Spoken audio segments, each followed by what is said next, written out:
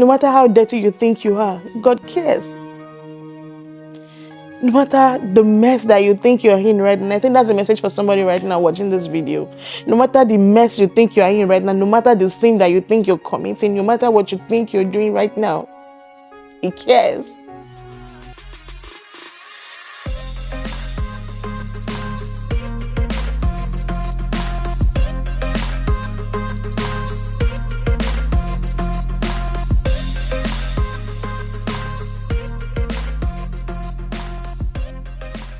Hello, you're welcome back to my channel and you're welcome back to my Rebirth Story. My name is Lola and I'm glad to have you here.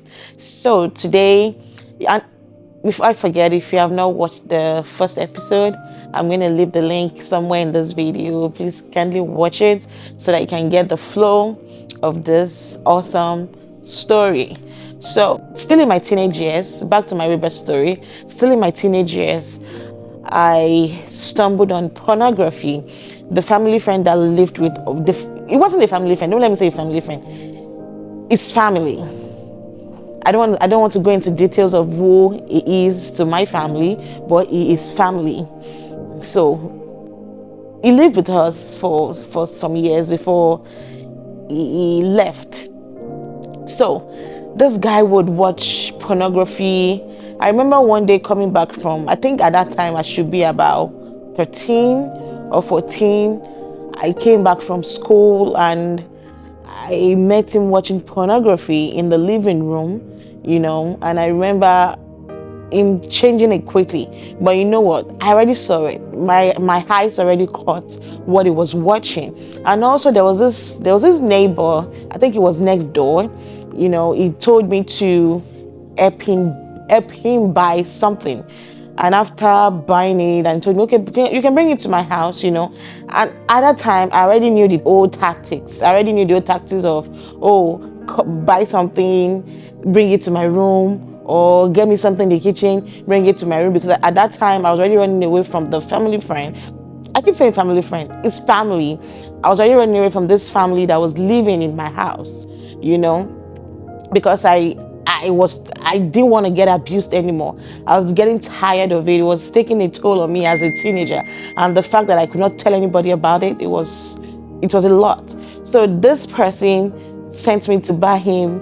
I think he sent me to buy Coke, if I can remember. And after buying it, I took it to his house. It was already in his room, and he said, "Oh, you can come in." I went inside and this guy was watching pornography, and he told me I can sit down. I said, no, I can't sit down. I'm not going to sit down. He was trying to force me, and I started yelling. I started screaming, and he was forced to open the door, and I ran away. But mind you, I only needed to see it. Devil only needed me to have a glimpse of it, So the seed was already there, and moving. Still, this family that lived with us, I've also seen him many times masturbate. No, I don't want to say many times. I think I'm probably exaggerating. Probably about 2-3 times I've seen him masturbate, and also in school, back then I think I heard some people talking about it. And at some point, I stumbled on a website, as a teenager. Then I will watch things I don't want to go into details. I watch things I was not supposed to watch, including pictures. And at this time, I think I was already 15. I will watch these things I was not supposed to watch, and I'll get satisfied by it. So as a teenager, I was already watching pornography. I was already masturbating. Honestly, I was going through so much as a teenager. When I mean so much, the fact that I also felt like, I'm different from my siblings. I felt like I'm the black sheep of the family. And jokingly, I still say that to my sisters. So now I still tell my siblings, I'm the black sheep of the family, because as a child, trying to navigate my way through this thing, I think my parents didn't really understand it, and also I didn't understand it as much as I do now. So I gave them a lot of trouble. I gave them a lot of headache, and I knew that they were really concerned for me, So going forward, this seed of this pornography and masturbation, started watching pornography. I started masturbating. Whenever I'm stressed from school or something is going on with me, I'll masturbate. It got to a point that I could masturbate 4 times a day, because at this time all my hormones were just working, and when I was really eager to leave home to go to school so that I can explore in a very, very good way, I didn't mind being with a woman. I didn't mind being with a man, and till today I still ask myself, okay, so why did I not go fully into lesbianism, and I said to myself, I think God molded me. God was shielding me, God was shielding me from going deep into it through my parents. I saw my dad and my mom model what marriage should be like, a man and a woman. They modeled it, we're all growing together. I grew up seeing them shower love on each other, so I struggled with I started struggling with my sexuality. As a teenager, I started struggling with my identity. I started struggling with the fact that, oh, did God create me like this? Why do I have desire for the same sex? Why do I have desire for the opposite sex? I started to have a lot of questions, but at the same time, there was nobody to talk to about it. I had people around, but I was also so scared to open up, to talk to people around me about it. So my teenagers was full of, I had so many questions. I was questioning myself. I was questioning why things was happening to me. I was questioning just everything. So I was at the point that I gained admission into the uni. I was happy to leave home. Because I knew that once I'm in school, I'll be able to explore. I'll be able to do everything that I've seen online and be with anybody that I wanted to be with. So I entered school. While I was in school, I made friends. I wasn't looking for godly friends. I was looking for friends that I could explore with. So then we had BBM Messenger. We had to go. So I met a lot of people, and I started exploring. I got myself into so many relationships, looking for just one thing: love, looking for that acceptance, and looking for somebody to fill that emptiness that I was feeling, And I remember a few days to my 20th birthday, I told my late sister and I told my dad, I said, what does it feel like to be in your 20s? My late sister was, there's nothing, it's okay. My dad was like, there's really nothing. What are you trying to say? And I asked him, I said, being in your 20s will really shape your life. Being in your 20s will really shape your life. The decisions you make in your 20s can affect the rest of your life. I know also this is me questioning life, because I knew what I was doing was wrong. At this time, I was already with probably almost 5 girls, maybe, I think. And my sister said, there's really no big deal in it. You just have to make sure that you don't make any wrong decision. And I think my daddy also spoke to me about it. So being in my 20s, I still wanted to explore. In my 20s, I was still exploring. As at this time, I felt like I had done everything.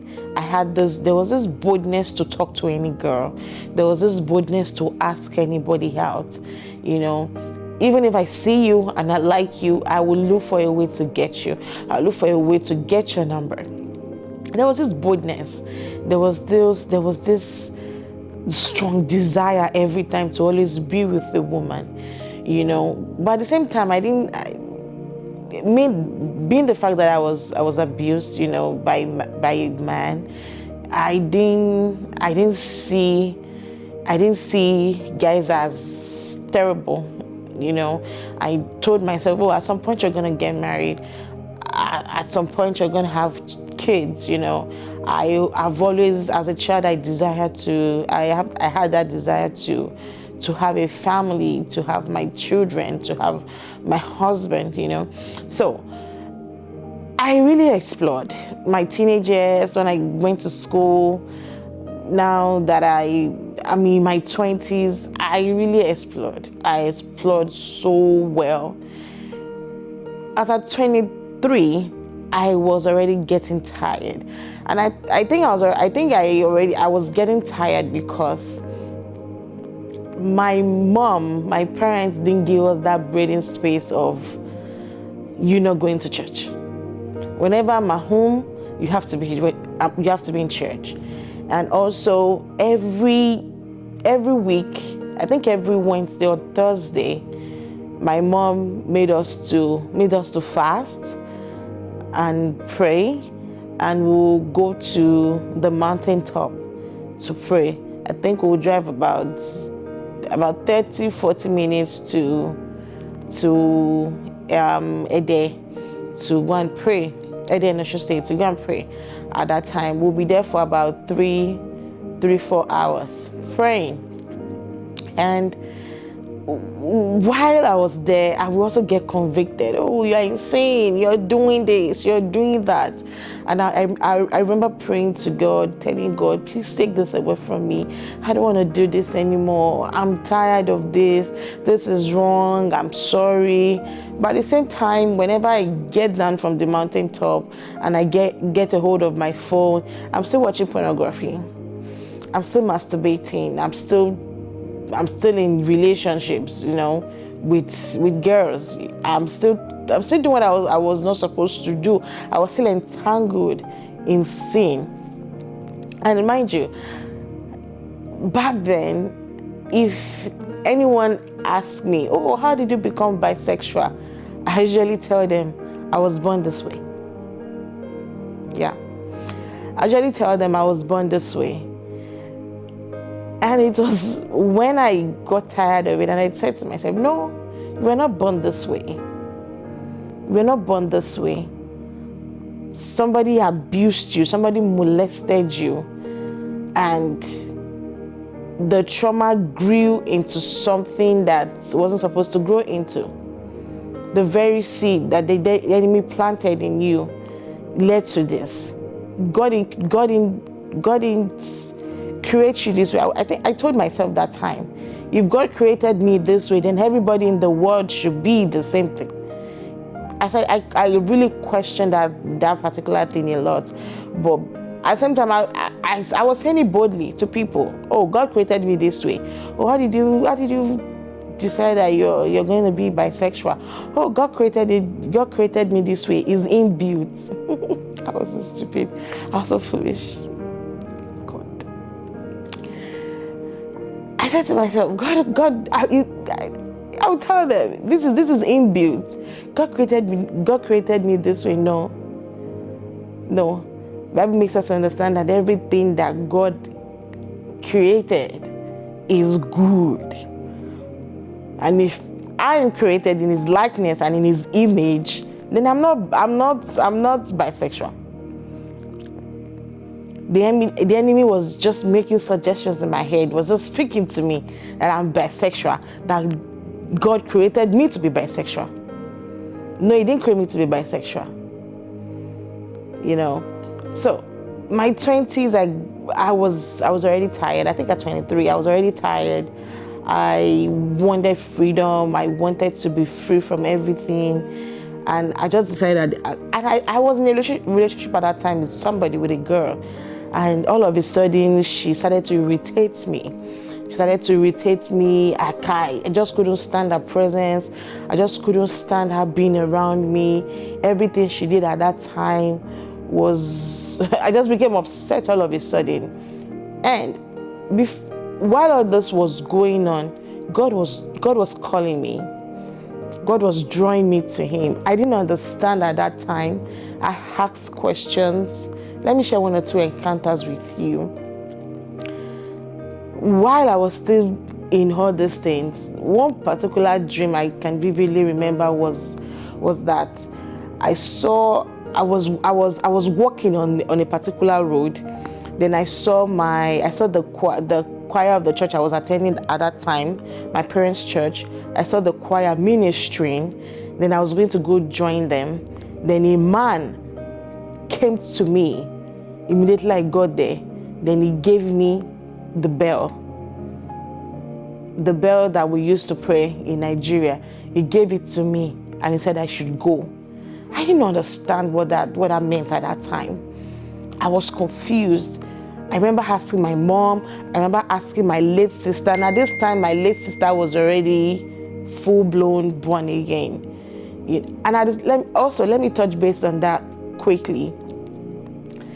If you're in an atmosphere that all they do is sing, all they do is not in line with the kingdom of God, it's just a matter of time. You also did the same thing. It's just a matter of time. You will fall into the same temptation. At this time, my late sister was already she was full-blown born again. She would stay hours in her room crying, wailing, and I saw her trying to build genuine relationship with God. In fact, I remember at some point seeing her cry every time. I remember telling my dad, I think she has psychological issues because she just gave birth to her son few months before then. And looking back now, I understand better, because when you encounter God, when you encounter Jesus and you know Jesus for yourself, everything changes. Your whole life, your thinking, everything changes. So because my sister was already cultivating that atmosphere, spending time with God, I was also in that atmosphere.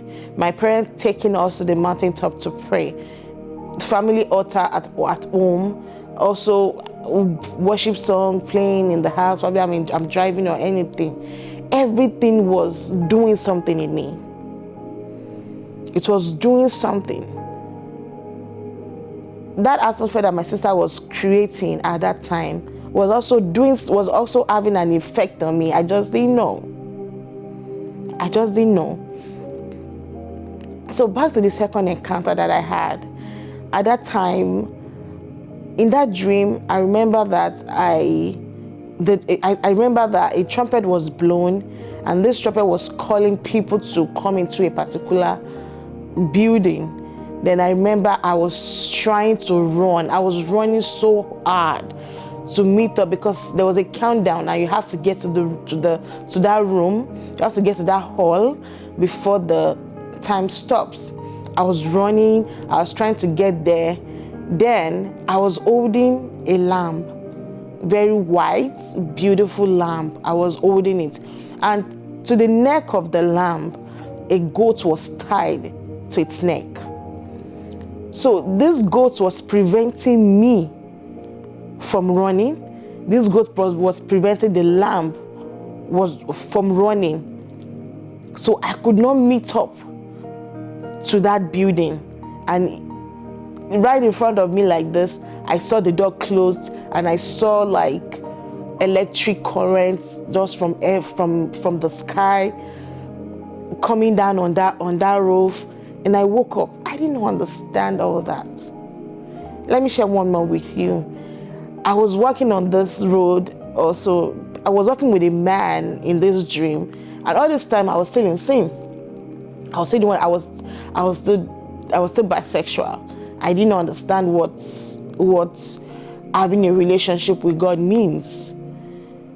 In this dream, I was working with a man, and we got to a building. Then the man opened this window.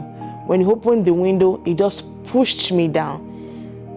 The moment the man pushed me down, what I saw, I might not be able to still describe it I might not be able to describe it to you right now with my human reasoning, but to date, I've never seen anything as beautiful as that. The water was crystal clear. It was beautiful. I saw butterflies. I saw trees that we don't have existed in this earth, in this world. I saw trees. I saw there was this huge fountain of water flowing from somewhere that I didn't know. It was just flowing. It was so beautiful. Then I heard in my sleep, that's a fountain of life. And I woke up. I still didn't understand what I was supposed to do. I didn't understand this. Also, I had dreams about rapture, I think 2 times. Then I started telling myself, I think it's time for you to have a relationship with God. I think you need to be genuine in knowing God for yourself. I told my late sister, she told me, okay, so keep praying, keep asking God, you want to have a relationship with Him. And my sister traveled out of Nigeria, and we kept in touch. Then at this time, I had stopped being with a woman.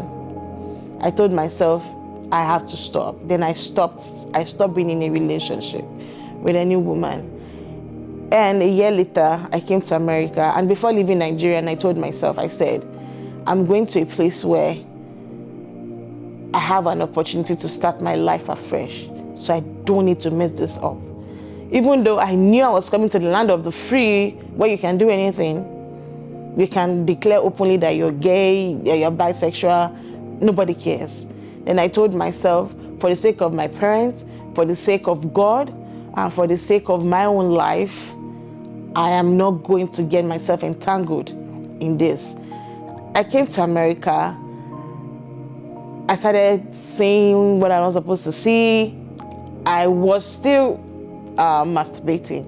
I was still struggling with it. I was still watching pornography. I was still struggling with it. And again, I now came to the atmosphere of my sister. The very me that would masturbate every day. I started going 3 days without it, 2 days without it, 1 week without it, because our atmosphere was doing something on me. My sister knew how to cultivate that presence of God. She would stay and stay over and over again. My sister started preaching online. She started talking to people about God. She started doing Bible study online. And there was one day, I think one of our videos where she was prepping, I passed behind her. Somebody saw the video. One of our friends at that time saw the video, and he said, oh, I need to speak to your sister. Then I went to my sister's workplace, and he spoke to me on the phone. Then he started telling me everything that I was going through. He started telling me everything that I was going through. He started telling me the things I had done in the past. He started telling me, you're struggling with this. You're struggling with your identity. You're struggling with pornography. You're struggling with your sexuality. He started telling me everything. The things I never told anyone. The things I never told anybody. I was scared. I wept so much. I cried so much. I cried like a child. For the first time, I was stripped. I felt like I was naked.